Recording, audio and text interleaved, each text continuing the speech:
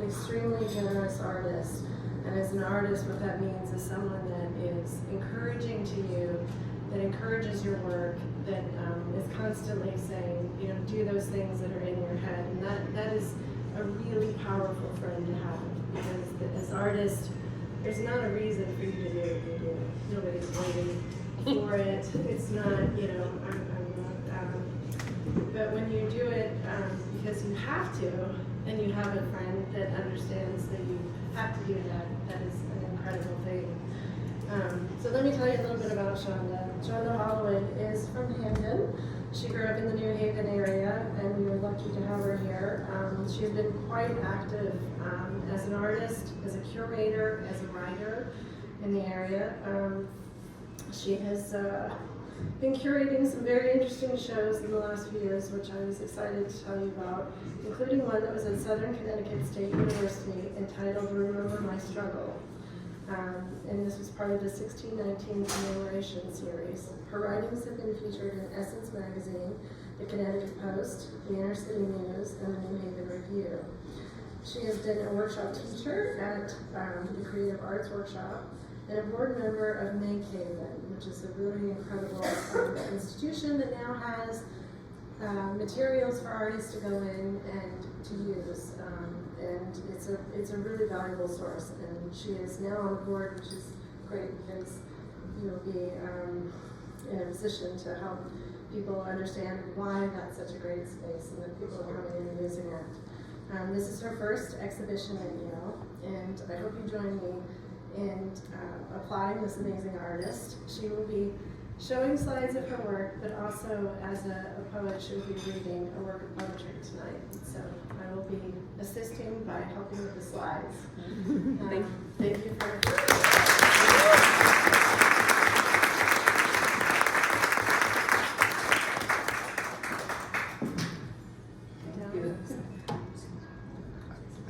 You can use this to see if she can come over here. Oh, come over there. Perfect.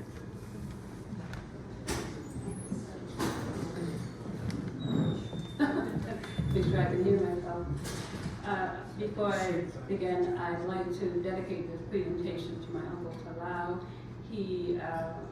I'm a vegetarian, but he had taught me to fish, and so I wanted to dedicate this piece to my uncle. My work is layered and textured, much like us. I grew up in the West Rock housing projects here in New Haven. During that time, I learned a few things about people and nature in this space in between. Old mattresses converted themselves to trampolines. We were in a remote part of town. We were 3 neighborhoods in one. Young boys moved quick, dangling an eel on a stick for fun, and trust me, you did run. As we were out the way, seldom seen feet, vehicles, public transportation carry us past a graveyard and a town dump. Pathway to home. Our concrete back porches, less than 4 by 4, is where mirrors burn holes in brown paper on bright days. We like to explore. Rolling cans make music, though they are not pretty at rotation. But we know that magic does not end nor begin with Harry Houdini. There was an old woman who tended to collect junk, but she also planted sunflowers in front of my living room window. Have you ever heard a sunflower speak? Vibrant and commanding on its podium, it will tell you to rise. Above isolation, environmental pollution, find a solution. There are no words, but she will surely be heard. And so boards from empty buildings become places to escape and to be. Architects do not always have drafting tables. We occupy the space between blight and butterfly, where cocoons and caterpillars grace our eyes, and in our lives, nature is not a separate entity, but an extension of who we are. The brook will follow you. It exists wherever you go. Thank you.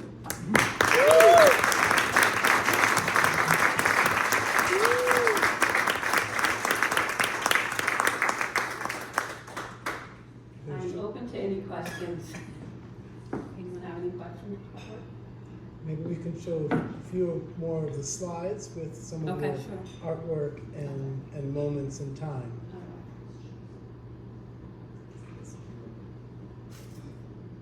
With that, I'd like to thank Shonda.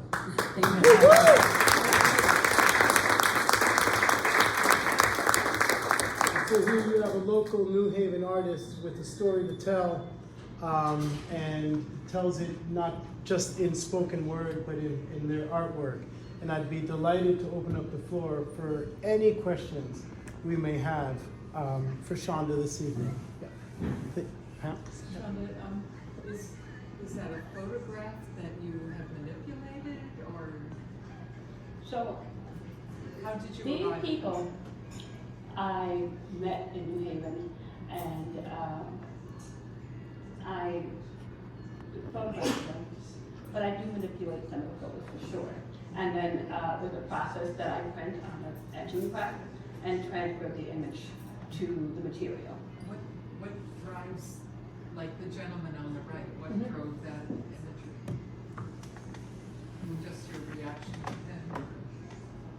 You know, there are people that you encounter every day, that we all encounter and walk by, and, you know, certain things make the news, but your everyday person is overlooked or perhaps misrepresented under the umbrella of someone else's junk. And so I like to represent people who may not necessarily be seen. And, you know, I love taking photos, so it's a, you know, it's a multiple win.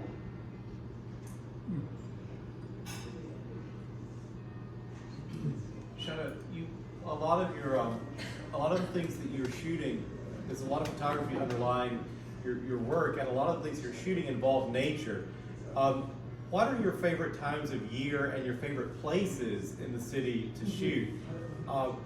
I'm always amazed when nature breaks out in New Haven, and I wonder what your experience of that is. Well, I love I'm just going to make you perfect. Okay, Yeah, there you go. You're a celebrity. So I love the summertime, right? I mean, that is the time where, you know, the energy in the air is the highest. And oftentimes, sometimes when I print leaves, I can go up and, you know, go outside my apartment and grab a leaf and bring it in the house and print it. You know, New Haven is wonderful in the summertime. So as far as places that I really like to shoot nature, but really be in Hamden along Old Dixwell Avenue. I really like walking over there. You discover so many different plants and bugs and so forth. It's just a nice walk.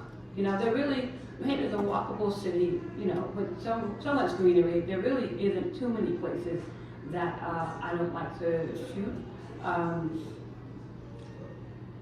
My goal is to be able to go anywhere in the city and see beauty.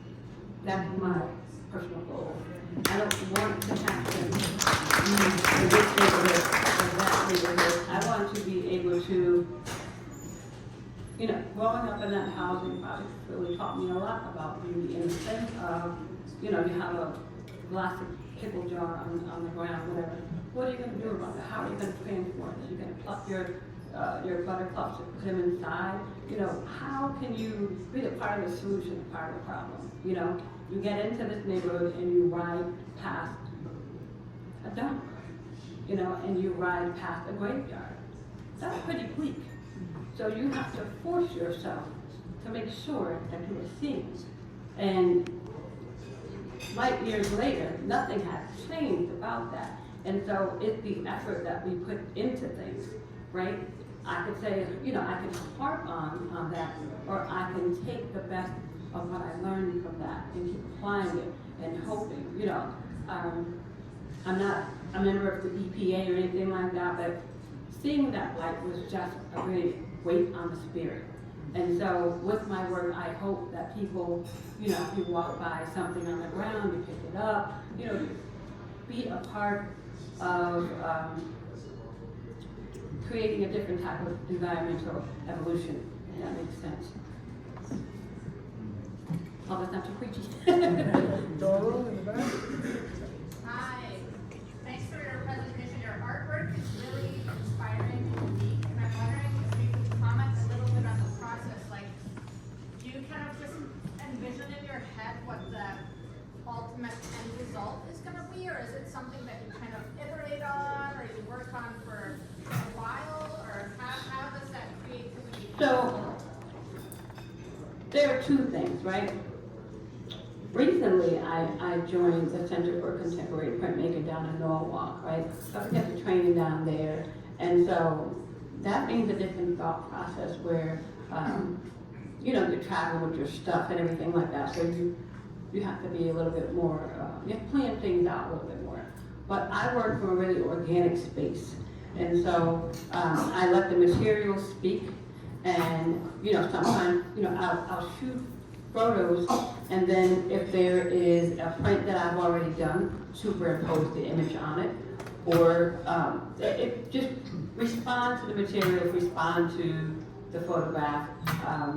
It's not always planned, and you know, I mean, some people are really serious planners, but I don't plan all the time.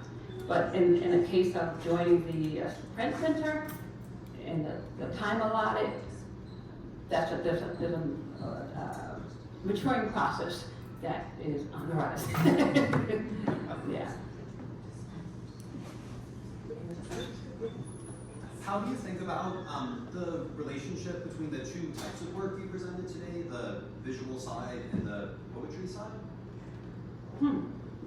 Well, you know, as a writer, and having friends that are in support of the multiple genres, many people are like, right. And so, I mean, that's cool. I feel like art is my first love, and writing is second nature.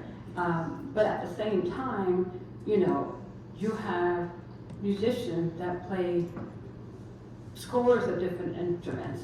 And I've made an executive decision to not choose one over the other. And my goal is to find the vehicle to merge everything. And be diligent about it and unapologetic. I want to also say, for anyone who has a creative urge, be obedient. You know, the only permission you need is your own, right? Don't let anyone tell you, well, you know, you're a sculptor, you can't paint. You're a writer, you can't play, you know, an instrument. Be obedient, you know. You will discover things about yourself and your creative abilities by just simply playing. You know, one of the things about printmaking that learned me, it was very forgiving, right? You know, you hear people talk about watercolor, oh, it's such a fussy medium. I am not trying to use watercolor in a way that is fussy. I want it to express itself and be the vehicle that it does so, and be all right with it. And, you know, I feel that there have been ways to, there have been ideologies that prevent people from pursuing forms of art based on certain parameters. Like, say, for instance, if you don't draw in a way that's anatomically correct. I was just having a conversation with someone a couple days ago, and she was like, oh, you know, I can't even draw. And imagine the Dubouffets of the world, you know, the Giacomettis of the world, and you know, so many different artists whose work we wouldn't be celebrating if everything was anatomically correct. And you know, seriously, you know, and you have this breadth of possibility, and yet that ideology is still being imposed, you know. And if I can say anything, that we should break free of that.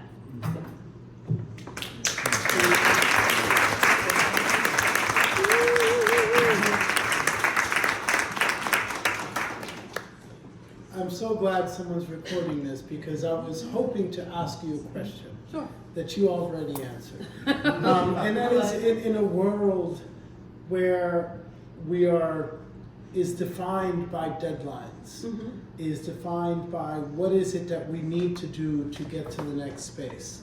There's an increasing shortage for art and literature and the things that actually make us human. And a lot of that comes at a sacrifice, it comes at a price. And I was seeking words of encouragement, and you gave them at your own will. And I would like to applaud you for what you just said. Thank you. Because it is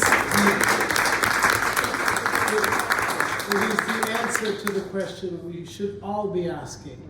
And I really want to thank you. And I want to thank everyone here this evening for being here. And let's please thank Shonda for taking the time to join us this evening. For sharing her work with us and for actually continuing to do what she is encouraging and endorsing all of us to do, and that is to find that within us that truly makes us happy and that we cannot live without. So with that, cheers.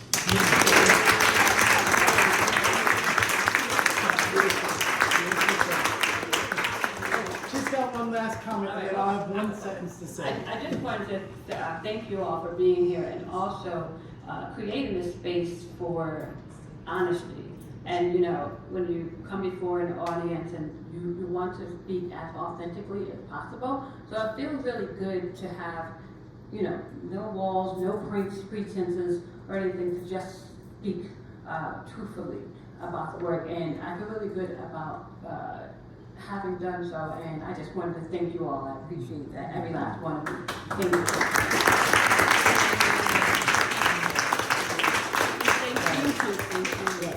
Well, somehow you're the star, yet we all come out as the winners. That is the true essence of care and charity and service and expression in art.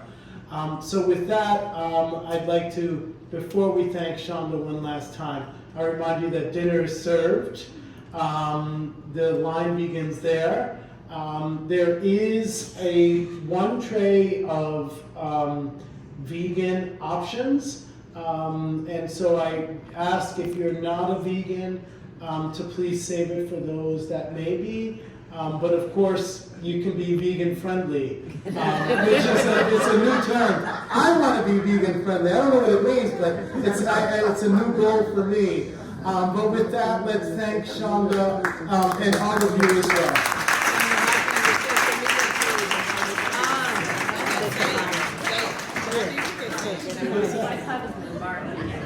What is it? What is vegan For the friendly? guests, no, there's a bigger social media page. I don't have to pay to buy stuff on it.